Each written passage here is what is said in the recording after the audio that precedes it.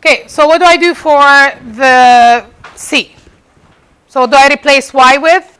So that's going to be 3 squared minus 2 squared. 3 squared is 9.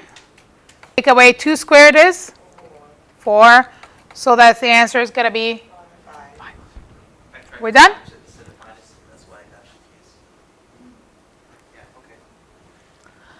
Okay. Let's look at the next question. So how long does it take to travel to New York City, which is 860 kilometers away, if you are traveling an average speed of 110 kilometers per hour? Use T for time, D for distance, and S for speed, and then your equation is T equals D over S. So the distance is 860, so it would be time equals D over S. And then so time equals 860 over 110. Yep. And then you divide it, and it will give you T equals 7.8 hours. Okay. So we took the equation, right, which is T equals D over S, and then we replaced the distance, which is 860 kilometers, and we replaced the speed, right? D is 860, speed is 110, and then we did the division. You asked me how long did it take you to get to New York City, and I said 7.8 hours. You look at me and you say, 0.8 hours? What does that mean? So 7 hours I understand, but 7.8 hours I do not understand. So this is 7 hours and a bit, but how much is that bit? Can you help me find that bit? So instead of saying 7.8, okay, that's what the answer that you're gonna get, you're gonna have to tell me it's 7 hours and something minutes. Is it 8 minutes? No. How many minutes are in an hour? 60. And 48 minutes? How did you get that? Because 0.8 divided by 60 gets 41, and then you have to 41 divided by 1, and it gives 40. You said 0.8 times 60, and then divide by 1. That's what you said? Yeah. Your answer is right. It's 48. You got it. You got it. So 0.8 of an hour. That's more than half an hour. Do we understand? Do we agree with that? So it's going to be more than 30 minutes, right? Because if I have 7.5, that's 30 minutes. That's 7 hours and 30 minutes. So I know that in 1 hour, how many minutes do we have? 60. Now the thing is, I have 0.8 of an hour. So I learned this method when I was in, I don't know, elementary school. Okay, and I still remember it because I'm a visual person and I like to set up my things. If you ask me how to do it, if I don't do it this way, I can't do it, personally. So I'll teach it to my students. If they like it, good. If they have a different method, good. As long as you get one of the methods, one of the different methods that we have to convert. This is how I do it. So I write my equation, which is I know that 1 hour is 60 minutes. Okay? Then, since I'm looking at 0.8 of an hour, I put it under the hour. So the unit have to match. You see how there is an hour here and there is an hour here? They have to match. Are we okay with that? So I'm looking at how many minutes is that. So here's how I learned. After you set it up, and if you set it up correctly, then there's two numbers that are across from each other, right? You multiply them, always. So you always multiply the two numbers that are across from each other, and you divide by the third number. Okay? So that's telling me that I have to multiply 0.8 of an hour times 60 minutes, and I have to divide by the 1 hour. Right? What happened here is the hour and the hour cancel each other, and you'll be left only with minutes on top, right? So if you do 0.8 times 60 divided by 1, that should give you 48 minutes. Okay? So setting up the equation or the ratio is important. Okay? And honestly, I can do any question in math that you guys can think of. But when it comes to converting, if I don't do it that way, I cannot do it. Okay? So setting it up is important. Are you guys okay with this? So when you answer this question, you're going to tell me that it takes 7 hours because this is a word problem, so you need to include the therefore statement. Okay? Eyes on me for a second. When you're solving problems, you're going to have to follow the GRASP method, which is writing down your given. I didn't do that technically here, but you should write down what's given, what are you looking for. You write down the formula, which I did. I plugged in my information, found my answer, and then you're going to have to write a therefore statement. Okay? So therefore, it takes 7 hours and 48 minutes to get to New York City.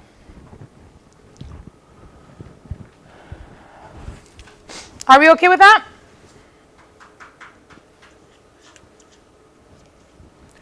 Okay.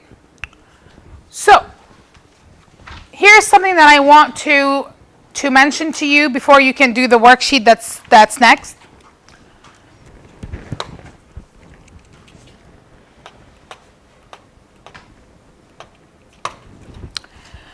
When I'm defining a term is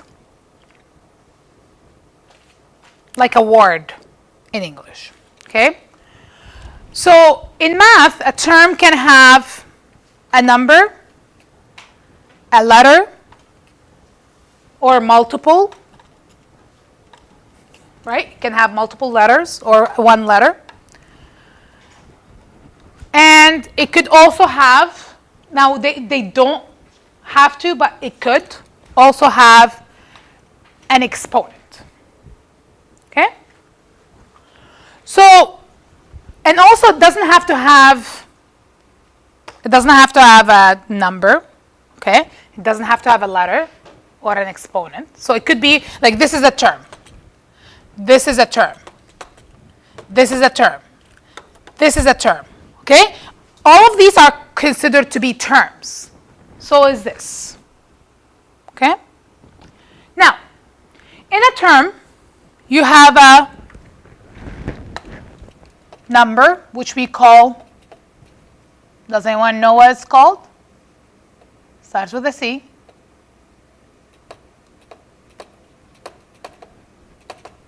A coefficient. Okay? That number is called the coefficient. Then you have a variable, which is your letter. And you have your exponent, okay? Or power. Some people call it power, exponent. Okay? So that's what makes your term. If I'm looking at this, what's my coefficient for x?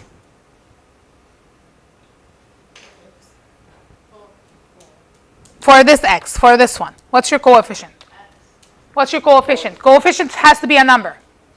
It's 1, right? I can say I have 1 apple, or I can say I have an apple, right? I can say it's 1x, or I can say nx, x. Okay? So if there's a letter with nothing in front of it, it's a 1. Okay? Now, why am I explaining this to you? Because when you're simplifying expressions, you need to be able to add and collect like terms. What's the definition of like terms? Does anyone know? terms booked with Like terms. What must they have? Same.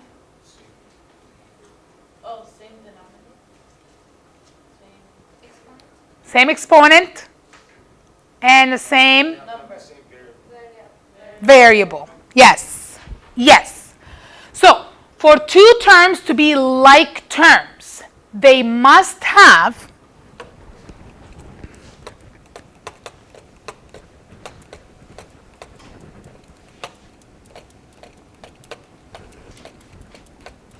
same variable